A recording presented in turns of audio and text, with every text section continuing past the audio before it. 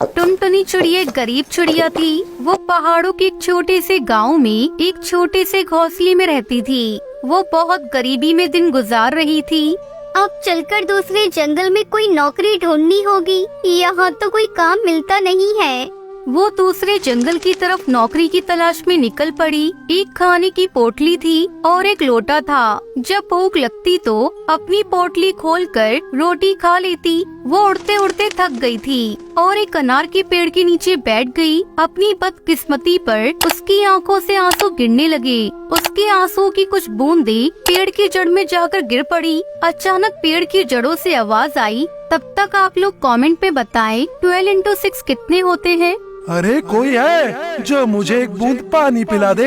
टुनटुनी ने उठकर इधर उधर देखा, लेकिन कोई दिखाई नहीं पड़ा। वो झट से गई और पास ही में बहने वाली नदी से पानी लेकर आई और पेड़ की जड़ों में डाल दिया। जड़ में पानी पहुँचते ही तुमने मुझे पानी पिलाकर मेरी सांसें लौटा दी।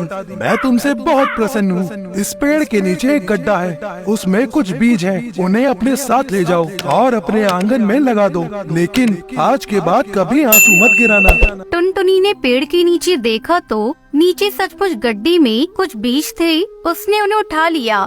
बहुत बहुत धन्यवाद। पर आप कौन हैं और मुझ पर इतनी कृपा करने का क्या कारण है? मैं इसी की जड़ों में रहता हूँ। 2 दिन पहले ही कुछ लोगों ने पेड़ काटने का प्रयास किया था। उस समय से मैं बेसुध था। अभी कुछ प्यास लगी थी, इसलिए तुम्हें आवाज दी थी। ठीक है, मैं तो घर से नौकरी की तलाश में निकली थी। टुनटुनी घर आकर अपने आंगन के कोने में बीज लगा देती है। सुबह जब सोकर उठती है तो वहाँ एक अनार का पेड़ उग गया था। वो बहुत खुश हुई। ये अनार का पेड़ कैसे मेरी इच्छा पूरी कर पाएगा? तभी उसने देखा कि पेड़ की कुछ डालियों पर छोटे छोटे अनार लगे हैं। एक अनार नीचे गिरा था। उसने अनार तोड़कर देखा तो उस अनार के बीज सोने की थे। उसकी आंखें हैरानी से फैल गई। वो पेड़ पर चढ़कर सारे अनार तोड़ने की सोच रही थी। तभी पेड़ से आवाज आई।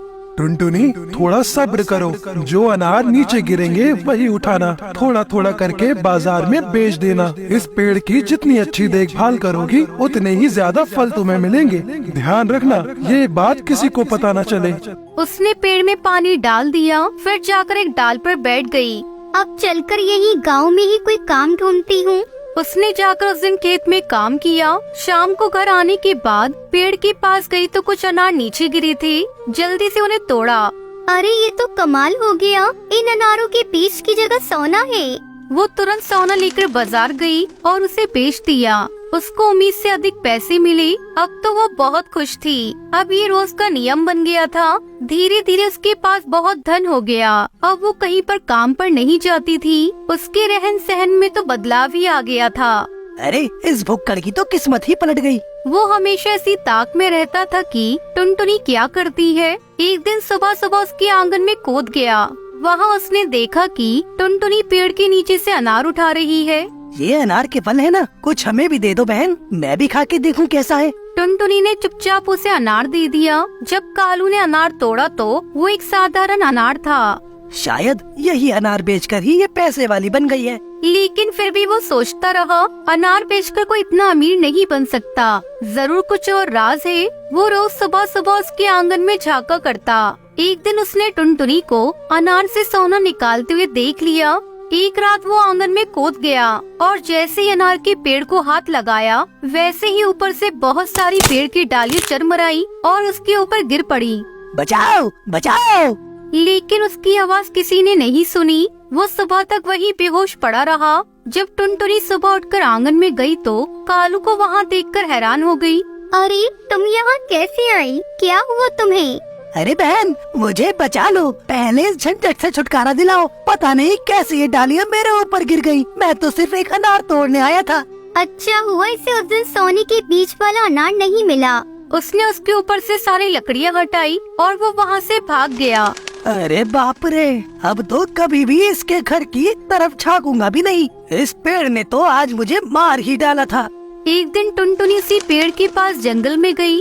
आपने तो मेरी जिंदगी ही बदल दी। अब मैं सोच रही हूँ कि धीरे धीरे बहुत सारी जमीन खरीद लूँ और उन पर अनार के पेड़ लगा दूँ। बहुत अच्छी सोच है तुम्हारी, पर एक बात का ध्यान रखना कि जितना हो सके उतना दान पुण्य के कामों में पैसे लगाना, गरीबों की मदद करना। जी बिल्कुल, मैं आपकी बात का ध्यान रखूंगी। एक हफ्ते में ही उसने जमीन खरीद ली और पूरी जमीन पर अनार के पेड़ लगवा दिए। इस तरह टुनटुनी खुशी खुशी रहने लगी और गरीबों की मदद करने लगी। ये कहानी टुनटुनी नाम की बहुत ही प्यारी सी चिड़िया की है, जो सुंदरवन नाम के जंगल में रहा करती थी। टुनटुनी चिड़िया एक अनाथ चिड़िया थी, जिसके माता पिता उसे दुनिया में अकेला छोड़कर चले गए थे। बेचारी टुनटुनी चिड़िया बहुत ही कठिन समय गुजार रही थी। उसके 2 वक्त के भोजन का इंतजाम भी बहुत मुश्किल से हुआ करता था। एक दिन सभी पक्षी अपने अपने माता पिता के साथ आराम से अपने घोंसले में बैठे थे और टुनटुनी चिड़िया उन्हें देखकर सोचने लगती है, मैं कैसी चिड़िया हूँ जिसे माता पिता का प्यार मिलना तो दूर, मैंने तो कभी माता पिता का चेहरा ही नहीं देखा। मुझे तो 2 वक्त के भोजन के लिए भी दर दर की ठोकरें खानी पड़ती है। अमीर पक्षियों के घर में काम करना पड़ता है, उनकी जली कटी बातें सुननी पड़ती है, तब जाकर पेट भरने के लिए दाने का इंतजाम हो पाता है। तभी टुनटुनी चिड़िया को याद आता है कि उसे कड़कनाथ सेठ के यहाँ काम करने जाना है। आज तो मेरी तबीयत भी ठीक नहीं है, लेकिन अगर मैं काम पर नहीं गई तो कड़कनाथ सेठ मेरी तनख्वाह काट लेगा। पहले से ही मुझ पर इतना कर्ज है, अगर तनख्वाह भी पूरी नहीं मिली तो घर का खर्चा चलाने के लिए मुझे फिर से उधार लेना पड़ेगा। ऐसा सोचकर टुनटुनी चिड़िया कड़कनाथ सेठ के यहाँ काम करने के लिए पहुँच जाती है। अरे टुनटुनी चिड़िया, कितनी बार तुमसे कहा है कि ठीक समय से काम पर आया करो, लेकिन अब तो ये तुम्हारा रोज का काम हो गया है। अब कल से तुम्हें काम पर आने की कोई जरूरत नहीं है। नहीं नहीं सेठ जी, मुझे काम से मत निकालिए, मैं पहले से ही बहुत परेशान हूँ। अगर आपने मुझे काम से निकाल दिया तो मेरा घर कैसे चलेगा? वो पिछले कुछ दिनों से मेरी तबीयत खराब चल रही है, इसलिए मुझे आपके यहाँ पहुँचने में देर हो रही है। मुझे माफ कर दीजिए सेठ जी, आगे से ऐसा कभी नहीं होगा, लेकिन मुझे काम से मत निकालिए। देख टुनटुनी, चुपचाप यहाँ से चली जा, मुझे सिर्फ काम से मतलब है। तू रोज रोज ऐसे ही बीमार होती रहेगी तो मेरे घर का काम कौन करेगा? टुनटुनी चिड़िया कड़कनाथ सेठ के आगे बहुत विनती करती है, लेकिन कड़कनाथ सेठ उसे काम से निकाल देता है। बेचारी टुनटुनी चिड़िया रोती हुई अपने घोंसले में लौट आती है। हे भगवान, मकान मालिक हरिया काका भी कुछ ही देर में आती होंगी। अगर मैं आज उनका किराया नहीं दे पाई तो वो मुझे अपने घर से बाहर निकाल देंगे। हे भगवान, ये कैसी परीक्षा है। एक तरफ तो मेरा काम चला गया, दूसरी तरफ मेरे सर पर घर का किराया आ गया है। लगता है आज ये मकान भी चला जाएगा। अब मैं क्या करूँगी, कहाँ जाऊँगी? तभी हरिया काका वहाँ अपने मकान का किराया लेने पहुँच जाते हैं। टुनटुनी, ला पिछले 3 महीने का किराया निकाल, और आज मैं तेरा कोई बहाना नहीं सुनने वाला। आज तो मैं पैसे लेकर ही जाऊंगा, नहीं तो तेरा ये टूटा फूटा सामान निकाल कर इसे घर से बाहर फेंक दूंगा। मैंने ये घोंसला किराए पर दिया था, खैरात में नहीं। काका, बस कुछ दिन की मोहलत और दे दीजिए, मैं आपका सारा किराया चुका दूंगी। भगवान प्लीज घर से बाहर मत निकालिए, मेरा इस दुनिया में कोई भी नहीं है, मैं कहाँ जाऊंगी? हरिया काका टुनटुनी चिड़िया की कोई बात नहीं सुनता है और उसे किराए के घोंसले से बाहर निकाल देता है। अब मैं क्या करूं, कहाँ जाऊं? मेरे पास तो सर छुपाने की जगह भी नहीं बची है, और किराए पे घर लेने के लिए मेरे पास पैसे भी नहीं है। काश मैं कोई छोटा सा घर बना पाती, जिससे कोई मुझे उस घर से बाहर ना निकाल पाता।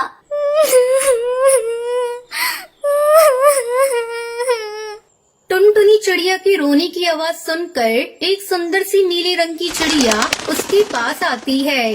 क्या हुआ प्यारी बच्ची, तुम क्यों रो रही हो? कोई परेशानी हो तो मुझे बताओ, मैं तुम्हारी मदद करूंगी।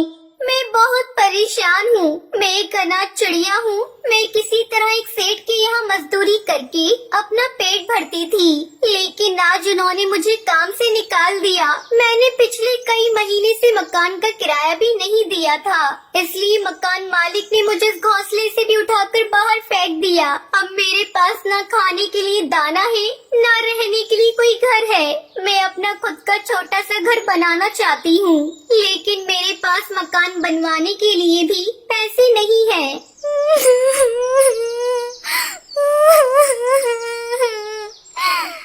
इतना कहकर टुनटुनी चिड़िया फूट फूट कर रोने लगती है।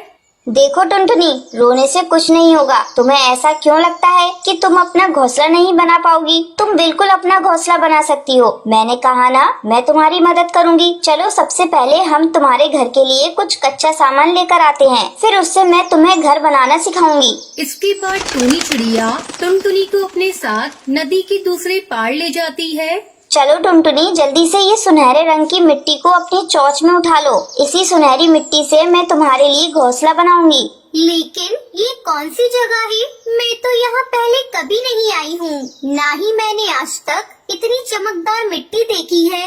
हाँ टुनटुनी, तुम ऐसा समझ लो कि ये मिट्टी सिर्फ तुम्हारा घर बनाने के लिए ही है। इस जंगल में किसी और को इस मिट्टी के बारे में नहीं पता है। इस मिट्टी के बारे में कभी किसी को मत बताना, और ये तुम्हारे और मेरे बीच का सीक्रेट है।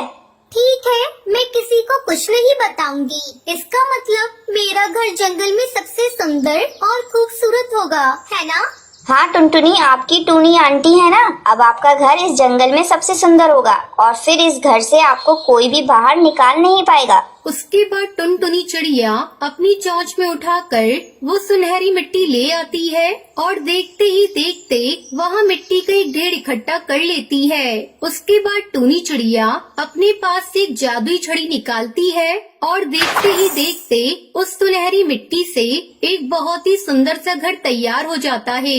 अरे वाह, ये घर तो बहुत सुंदर है, लेकिन बारिश में तो मेरा घर बह जाएगा ना? नहीं प्यारी बिटिया, मैं कोई आम चिड़िया नहीं हूँ। मेरे पास विशेष शक्तियाँ हैं, जिनसे मैं तुम्हारे जैसे जरूरतमंद पक्षियों की मदद करती हूँ। तुम्हारा ये घर मैंने खुद सुनहरी मिट्टी से बनाया है, ये कोई आम मिट्टी नहीं है। तुम बिल्कुल निश्चिंत रहो, चाहे जितनी भी बारिश आए, तुम्हारा घर कभी खराब नहीं होगा। टूनी की बात सुनकर टुनटुनी चिड़िया बहुत खुश हो जाती है, और वो खुशी खुशी अपनी मिट्टी के घर में रहने लगती है। टुनटुनी चिड़िया अपने पति बंटी कबूतर और एक बेटी लूसी कबूतरी के साथ एक गांव में रहती थी। टुनटुनी का पति मजदूरी का काम किया करता था। वो लोग बहुत ही गरीबी की हालत में रहते थे। बहुत मुश्किल से 2 वक्त का खाना मिल पाता था। बंटी की माँ भी काफी बूढ़ी और बीमार थी। उनकी जिंदगी इसी तरह चल रही थी कि अचानक एक दिन बंटी कबूतर को काफी तेज बुखार आता है, और सही इलाज न मिल पाने के कारण उसकी मृत्यु हो जाती है। टुनटुनी के पति का एक छोटा भाई कालू कौवा भी था, जो बहुत चालाक किस्म का कौवा था। भाई की मृत्यु के बाद वो थोड़े दिन उसके परिवार और माँ की सेवा का नाटक करता है। कालू अपनी माँ से कहता है, देखो माँ, भाई की तो अब मृत्यु हो चुकी है। भाभी तो जाकर खेतों में काम करेंगी नहीं, सो मुझे ही सब देखना पड़ेगा। इन कागजों पर अंगूठा लगा दो, बाकी भाभी और बच्चों की चिंता मत करो, उनका सारा खर्च मैं उठा लूंगा। बूढ़ी माँ कालू की बातों में आकर अंगूठा लगा देती है, पर कालू बहुत मक्कार निकलता है। 2-4 दिनों में वो जमीन को औने पौने दाम में बेचकर गांव से फरार हो जाता है। कैसा कपूत पैदा किया मैंने, जो अपने ही घर को बर्बाद करके भाग गया। अब हम लोग क्या करेंगे? टुनटुनी चिड़िया पर तो दुखों का पहाड़ टूट पड़ा। वो सोचने लगती है, मैंने तो आज तक कोई काम नहीं किया, कभी घर से बाहर नहीं निकली। अपनी बच्ची और अपनी बूढ़ी सास का कैसे ख्याल रखूंगी? भगवान ने हमारे साथ बहुत अन्याय किया, घर का एकमात्र सहारा हमसे छीन लिया। कुछ दिन बीतने के बाद खाने पीने का जो थोड़ा बहुत सामान था वो सब खत्म हो गया। अब तो न घर में राशन था और न ही पैसे बचे थे। टुनटुनी अपनी सास से कहती है, माँ जी, जो भी पैसे जुड़े हुए थे वो सब खत्म हो गए हैं। कुछ दिन तो कट गए, पर अब आगे का कुछ सोचना पड़ेगा। अब बस केवल थोड़े से दाल और चावल ही बचे हैं। आज का ही खाना बन पाएगा, कल से मुझे कुछ काम ढूंढने जाना पड़ेगा। मैं बहुत चिंतित हूँ कि तुम लोगों को अकेला छोड़कर मैं काम पर कैसे जाऊँ। बहू तू चिंता बिल्कुल ना कर, तू तो भगवान की इतनी पूजा करती है, वो जरूर तेरी मदद करेंगे। अब अपनी बेटी और सास को खाना खिला देने के बाद केवल थोड़ा सा ही खाना उसके लिए बचा। टुनटुनी जैसे ही खाना खाने के लिए बैठी तभी बाहर से आवाज आती है, क्या कोई इस घर पर है? इस भूखे तोते को भी खाना खिला दो। बूढ़े तोते की आवाज सुनकर टुनटुनी चिड़िया तुरंत बाहर आती है और उन्हें बैठने के लिए कहती है। टुनटुनी ने अपने लिए जो थोड़े से दाल और चावल रखे थे वो उस बूढ़े तोते को देने के लिए प्लेट में डालकर ले आती है। ये जो थोड़ा बहुत खाना ही खा लो, मेरे पास आज केवल इतना ही भोजन है, आप इसे ग्रहण कर लें। बूढ़ा तोता खाना खाते खाते टुनटुनी से पूछने लगता है, क्या हुआ बेटी, उदास क्यों हो?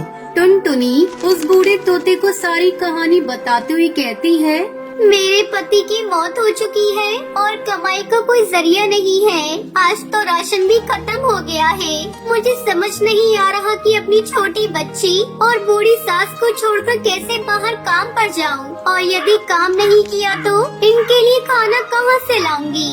बूढ़ा तोता टुनटुनी की सारी बातें सुनकर उससे कहता है, तुमने ये जो दाल चावल बनाए थे इनमें बहुत ही स्वाद था। तुम्हारे हाथ में स्वाद है। घर के बाहर ही तुम दाल चावल का ठेला क्यों नहीं लगा लेती, जिससे तुम्हें घर छोड़कर कहीं जाना भी नहीं पड़ेगा और तुम्हारी कमाई का जरिया भी बन जाएगा। मैं तुम्हें एक नमक का पैकेट देता हूँ। ये एक जादुई नमक है। तुम अपने खाने में इसी पैकेट से नमक डालना, फिर देखना तुम्हारा सारा खाना हाथों हाथ बिक जाएगा और तुम्हें कभी पैसे की कोई परेशानी भी नहीं होगी। ये कहते हुए बूढ़ा तोता टुनटुनी चिड़िया को एक नमक का पैकेट देता है। आपको बहुत बहुत शुक्रिया काका, आपने तो मेरी समस्या हल कर दी। अब मैं घर पर रहकर ही सब काम कर लिया करूँगी और मुझे अपनी बच्ची को छोड़कर कहीं दूर भी नहीं जाना पड़ेगा। तुम बहुत ही अच्छे दिल की चिड़िया हो। तुम्हारे मन में लोगों के लिए दया भाव है और तुम लोगों की मदद करना चाहती हो, इसलिए मैं तुम्हें ये जादुई नमक दे रहा हूँ। ये तुम्हारी बहुत मदद करेगा। और हाँ, ये याद रखना, ये पैकेट कभी भी खाली नहीं होगा। बस तुम इसे संभाल कर रख देना और हमेशा खाने में नमक इसी में से डालना। भगवान तुम्हारा भला करेंगे। ये कहते हुए वो बूढ़ा तोता वहाँ से चला जाता है। टुनटुनी अगले ही दिन भगवान का नाम लेकर खाना बनाने का काम शुरू करती है। पहले दिन वो दाल चावल ही बनाती है और उसमें वही जादुई नमक डालती है। पहले ही दिन कुछ पक्षी टुनटुनी से दाल चावल खरीद कर खाते हैं, तो उसके दाल चावल के स्वाद से वो पक्षी बहुत खुश होते हैं। वाह बहन, क्या बात है। ये दाल चावल तो बहुत ही स्वादिष्ट है। हम भी रोज घर में दाल चावल बनाते हैं, परंतु ऐसा स्वाद तो कभी भी नहीं आया। हाँ भाई, ऐसे दाल चावल ना सुंदरी की माँ जो है ना 100 साल लगा कर भी नहीं बना पाएगी। बता रहा हूँ, स्वाद आ गया भाई, सच में वाह। टुनटुनी के बनाए दाल चावल धीरे धीरे पूरे जंगल में मशहूर हो जाते हैं। पूरे गांव भर में उसके दाल चावल की तारीफ होने लगती है। उस जादुई नमक के स्वाद ने अपना जादू चला दिया और टुनटुनी चिड़िया के बनाए दाल चावल गांव भर में मशहूर हो गए। अब टुनटुनी जितना भी खाना बनाती वो हाथों हाथ बिक जाता।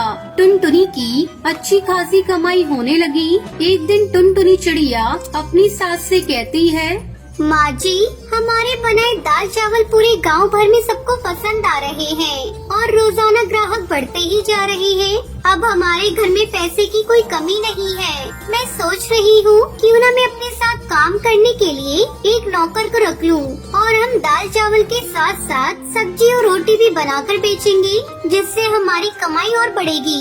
हाँ हाँ, क्यों नहीं बेटी, तुम इतने मन से और साफ सफाई से खाना बनाती हो तो खाने में तो स्वाद आएगा ही। तुम इसी तरह मेहनत करती रहो, भगवान तुम्हें सफलता देंगे। कुछ दिन बाद कालू कौवा घर वापस लौटा। वो अपनी माँ और भाभी से माफी मांगते हुए कहता है, मुझे माफ कर दो माँ और भाभी, मैंने आप दोनों के साथ बहुत बुरा किया। मुझे अपनी गलती का एहसास है। अगर भाभी तुम्हारे पास कोई काम हो तो मुझे रख लीजिए, मैं आपके काम में हाथ बटा दूंगा। टुनटुनी चिड़िया बहुत सोचकर बोली, ठीक है, मैं तुम्हें एक और मौका दे देती हूँ। तुम आज से ही मेरे ढाबे पर काम कर सकते हो। अब कालू कौवा कुछ दिन तक टुनटुनी चिड़िया के साथ अच्छे से काम करता है और उसे टुनटुनी चिड़िया के जादुई नमक का पता चल जाता है और वो सोचने लगता है, अगर मैं इनका जादुई नमक का पैकेट चुरा लूं, तो मैं भी इससे अच्छा खाना बनाऊंगा। उसमें वैसा ही स्वाद आएगा जैसा कि टुनटुनी के खाने में आता है। बस फिर क्या था, कालू कौवा लालच में आकर टुनटुनी के जादुई नमक में से थोड़ा सा नमक चुरा लेता है। टुनटुनी की बेटी ये सब देख लेती है। वहीं दूसरी ओर कालू कौवा टुनटुनी के चुराए हुए नमक से खाना बनाकर अपना ठेला लगाता है और सभी पक्षियों से कहता है, आइए आइए और कालू के ठेले पर आकर स्वादिष्ट खाना खाइए। कुछ पक्षी कालू के ठेले पर खाना खाने आते भी हैं, पर जैसे ही वो पक्षी खाना मुंह में डालते हैं उसे थूकने लगते हैं। आ थू थू थू थू थू है, इतना बेस्वाद और गंदा खाना। इसमें तुमने मसाले डाले हैं या जहर डाला है भाई? है थू थू थू थू, हमारे सारे पैसे बर्बाद कर दिए हैं। ये खाना तो कोई जानवर भी नहीं खाएगा। लाओ हमारे पैसे वापस करो। सभी पक्षी कालू को भला बुरा कहने लगते हैं और अपने पैसे वापस लेकर वहाँ से चले जाते हैं। वो बहुत दुखी होता है कि उसने तो पैसे उधार लेकर बहुत सारा खाना बना लिया था, परंतु सारा खाना बर्बाद हो गया, जिससे उसका बहुत बड़ा नुकसान हुआ। अगले दिन कालू रोते हुए टुनटुनी से माफी मांगने जाता है। उसे समझ में आ गया था कि एक भली चिड़िया के साथ बुरा करने और चोरी करने का अंजाम उसे मिल गया है। कालू कौवे को अपनी गलती समझ आ जाती है और उसके बाद से वो ईमानदारी के साथ टुनटुनी चिड़िया के यहाँ काम करने लगता है